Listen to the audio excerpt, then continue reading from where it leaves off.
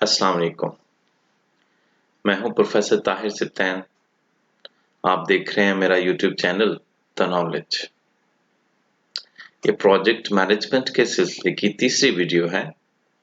इससे पहले की वीडियोस में हमने प्रोजेक्ट मैनेजमेंट के बेसिक कॉन्सेप्ट्स और project development step number 1 how to create a work breakdown structure को डिटेल से डिस्कस किया। अगर आप इस चैनल पर नए हैं या आपने अभी तक ये चैनल सब्सक्राइब नहीं किया तो चैनल सब्सक्राइब करें ताकि नई आने वाली वीडियोस आप तक पहुंचती रहें।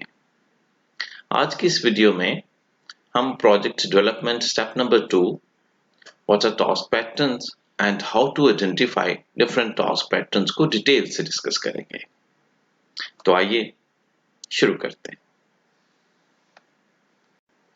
3 project development steps. Step number 1 create a work breakdown structure. Step number 2 identify task patterns. Step number 3 calculate the critical path. Last video में हमने first step create a work breakdown structure को discuss किया।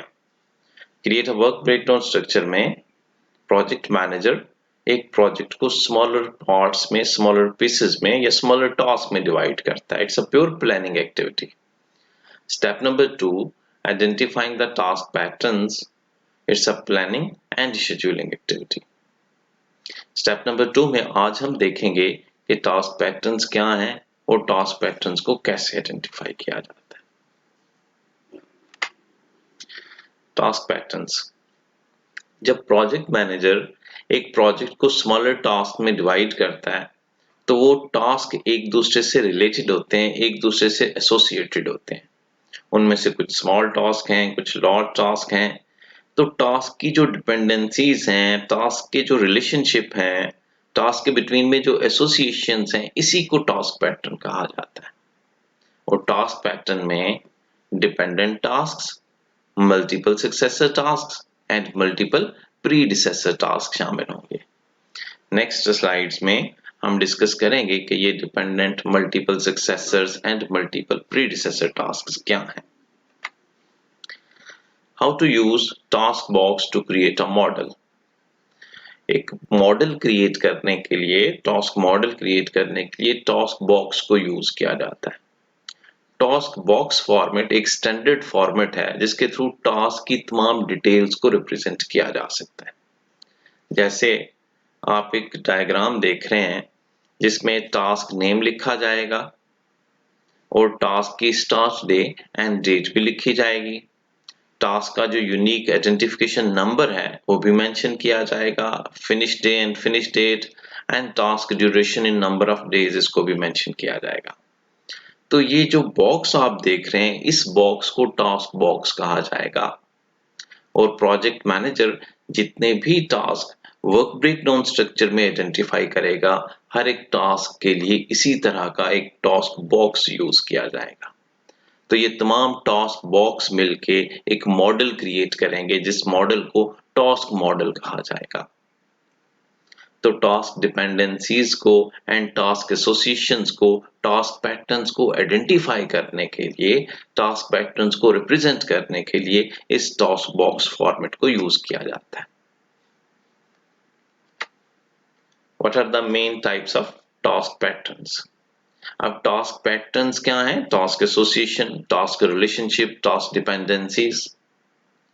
Dependent task, multiple successor task and multiple predecessor task. Multiple successor task की 3 types हैं जिसमें हम concurrent task, predecessor task and successor task को discuss करेंगे। First of all, dependent task. जब task एक दूसरे पे डिपेंडेंट हो कि एक टास्क को दूसरे टास्क के कंप्लीट होने के बाद स्टार्ट किया जाए तो ऐसे टास्क डिपेंडेंट टास्क कहलाते हैं। Like the relay race. Relay race आपने देखी होगी कि जिसमें इंडिविजुअल पार्टिसिपेट नहीं करते, जिसमें टीम्स पार्टिसिपेट करती हैं। और टीम में मल्टीपल पार्टिसिपेंट्स होते हैं। फर्स्ट पार्टिसिपेंट रेस को इनिशिएट करता है, रेस को स्टार्ट करता है। जब वो अपना सर्कल या अपनी रेस कंप्लीट कर लेता है तो उसके बाद उसी टीम का सेकंड पार्टिसिपेंट जो है उस रेस को आगे कंटिन्यू करता है, वो अपनी रेस स्टार्ट करता है। जब तक फर्स्ट पार्टिसिपेंट अपनी रेस कंप्लीट नहीं करेगा तब तक सेकंड पार्टिसिपेंट जो है वो अपनी रेस को स्टार्ट नहीं कर सकेगा, इनिशिएट नहीं कर सकेगा। ये डिपेंडेंसी है रैले रेस में। और इसी तरह से अगर टास्क के बिटवीन में भी डिपेंडेंसी हो कि एक टास्क जब तक कंप्लीट नहीं होगा तब तक दूसरा टास्क जो है वो स्टार्ट नहीं किया जा सकता, तो ये दो टास्क जो हैं ये डिपेंडेंट टास्क कहलाएंगे।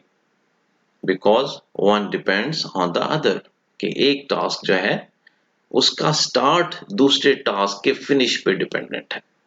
जब तक एक टास्क कंप्लीट नहीं होगा दूसरा टास्क स्टार्ट नहीं होगा। यहां पे आप इसकी एक एग्जांपल देख रहे हैं। ये दो टास्क हैं जिनको टास्क बॉक्स फॉर्मेट के थ्रू रिप्रेजेंट किया जा रहा है। First task is prepare outline and second task is create document. ये फर्स्ट टास्क जो आप देख रहे हैं it's ID1 and it's start day is 1। ये डे नंबर 1 पे स्टार्ट होगा। इसकी ड्यूरेशन 5 डेज है, तो ये डे नंबर 5 पे आफ्टर 5 डेज ये कंप्लीट होगा।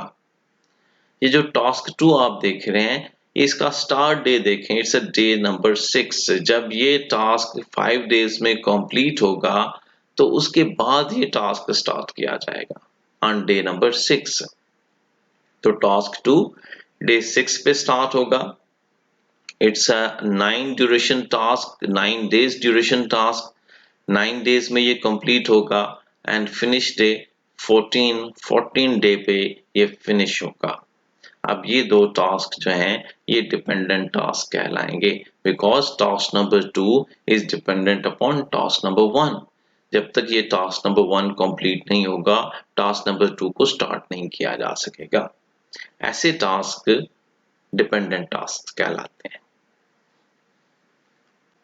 मल्टीपल सक्सेसर टास्क, जब बहुत से टास्क एक ही टाइम पे स्टार्ट किए जाएं तो ऐसे टास्क कंकरेंट टास्क कहलाते हैं। जो टास्क एक टाइम पे स्टार्ट किए जा सकते हैं, जिन टास्क को एक ही टाइम पे परफॉर्म किया जा सकता है वो कंकरेंट टास्क कहलाएंगे। और मोस्टली ऐसा होगा कि कंकरेंट टास्क जो हैं वो किसी एक टास्क पे डिपेंडेंट होंगे।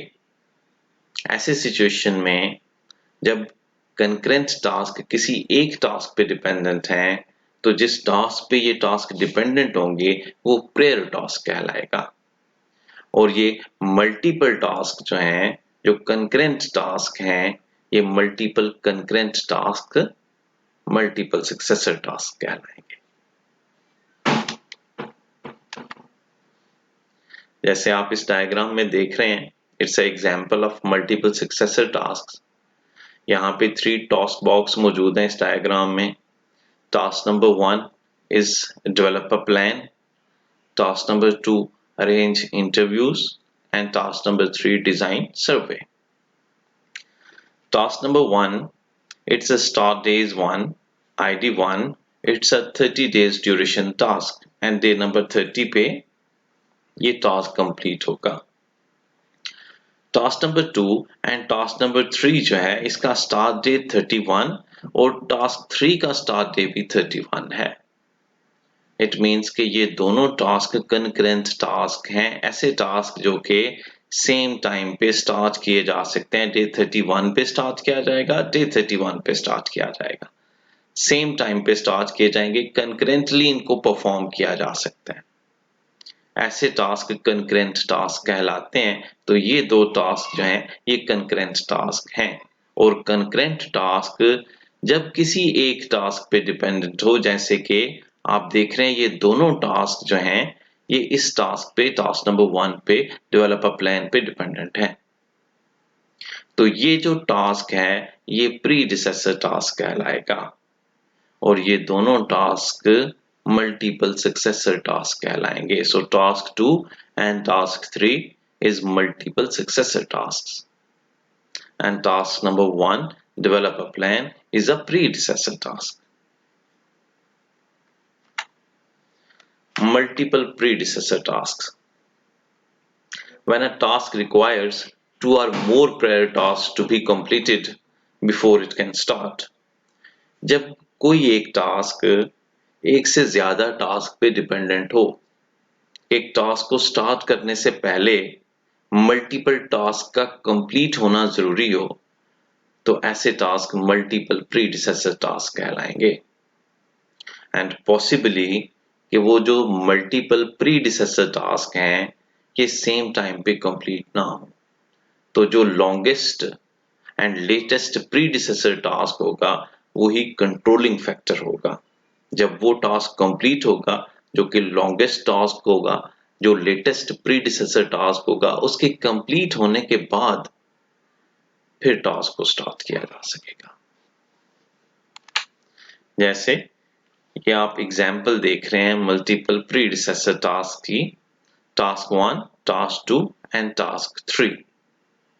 इसमें task number 1 and task number 2 जो है ये प्रीडिसेसर टास्क हैं, because task number 3 is dependent upon 2 task. Task number 3 जो है ये 2 task, task number 1 and task number 2 पे डिपेंडेंट है। टास्क नंबर 3 को तभी स्टार्ट किया जा सकता है जब टास्क 1 भी कंप्लीट हो एंड टास्क 2 भी कंप्लीट हो, तो ये मल्टीपल प्रीडिसेसर टास्क कहलाएंगे। आप यहाँ पे देख सकते हैं start days 1 and start days 1 ये दोनों कंकरेंट टास्क हैं, एक ही टाइम पे परफॉर्म किए जा सकते हैं, एक टाइम पे स्टार्ट किए जा सकते हैं। It's duration is 15 days and it's duration is 5 days. 5 days में ये टास्क कंप्लीट होगा, फिनिश डे 5। डे नंबर 5 पे ये टास्क कंप्लीट हुआ, लेकिन ये टास्क डे नंबर 6 पे स्टार्ट नहीं होगा, बिकॉज ये स्मॉलर टास्क है और ये टास्क जो आप देख रहे हैं इट्स अ 15 डेज टास्क और ये डे नंबर 15 पे फिनिश होगा, तो ये लॉन्गेस्ट टास्क कहलाएगा। इन दोनों कंकरेंट टास्क में जो प्रीडिसेसर टास्क हैं इनमें से ये लॉन्गेस्ट टास्क कहलाएगा। तो लॉन्गेस्ट टास्क ही कंट्रोलिंग फैक्टर होगा, यही टास्क डिसाइड करेगा कि नेक्स्ट टास्क कब स्टार्ट किया जाएगा। तो टास्क नंबर 3 डे नंबर 6 पे स्टार्ट नहीं होगा बल्कि डे नंबर 16 पे स्टार्ट होगा, बिकॉज ये जो लॉन्गेस्ट टास्क है ये डे नंबर 15 पे कंप्लीट होगा, ये डे नंबर 16 पे स्टार्ट होगा। How to identify task patterns. तो हमने टास्क पैटर्न्स देखे, अब हम ये देखेंगे कि इन टास्क पैटर्न्स को कैसे आइडेंटिफाई किया जाता है। टास्क पैटर्न्स को आइडेंटिफाई करने के लिए टास्क स्टेटमेंट को केयरफुली ऑब्जर्व किया जाएगा और टास्क स्टेटमेंट में जो एक्शन वर्ड्स हैं उनको आइडेंटिफाई किया जाएगा और हाईलाइट किया जाएगा। जैसे कि वर्ड्स लाइक देन, व्हेन, और ये सभी एक्शन वर्ड्स हैं। तो ये एक्शन वर्ड्स हैं जो टास्क के बिटवीन में एसोसिएशन को रिप्रेजेंट करेंगे, जो सिग्नल करेंगे कि टास्क के बिटवीन में कोई ना कोई सीक्वेंस एग्जिस्ट करता है। तो इन एक्शन वर्ड्स को हाईलाइट करने के बाद टास्क पैटर्न्स को आइडेंटिफाई किया जा सकता है। इसके लिए हम एक एग्जांपल देखते हैं टास्क स्टेटमेंट की। फॉर एग्जांपल ये टास्क स्टेटमेंट आपके सामने लिखी हुई है, do task 1 then do task 2। तो यहाँ पे देन एक एक्शन वर्ड है, इस एक्शन वर्ड को हाईलाइट कर लिया। ये एसोसिएशन डिफाइन करेगा task number 1 and task number 2 के बिटवीन में। Do task 1 then do task 2, it means कि टास्क 2 जो है वो टास्क नंबर 1 पे डिपेंडेंट है। यहाँ पे देन का वर्ड जो है ये दो टास्क के बिटवीन में डिपेंडेंसी को सिग्नल करेगा, डिपेंडेंसी को रिप्रेजेंट करेगा। When task 2 is finished, start two tasks. Task 3 and task 4 describes multiple successor tasks. तो जब टास्क 2 कंप्लीट होगा, यहाँ पे when एक्शन वर्ड है, जब टास्क 2 कंप्लीट होगा तो दो अदर टास्क स्टार्ट होंगे, task 3 and task 4। Task 3 and task 4 multiple successor task कहलाएंगे और टास्क 2 जो है ये प्रीडिसेसर टास्क होगा। तो जब टास्क 2 फिनिश होगा, टास्क 2 कंप्लीट होगा, तो मल्टीपल सक्सेसर टास्क जो कि 3 एंड 4 टास्क हैं ये दोनों टास्क स्टार्ट किए जाएंगे, ये कंकरेंट टास्क भी कहलाएंगे। When task 5 and 6 are done, start task number 7. जब टास्क 5 एंड टास्क 6 कंप्लीट होंगे तो टास्क नंबर 7 स्टार्ट होगा। यहाँ पे भी व्हेन एक्शन वर्ड है। It indicates that task 7 is a multiple predecessor task.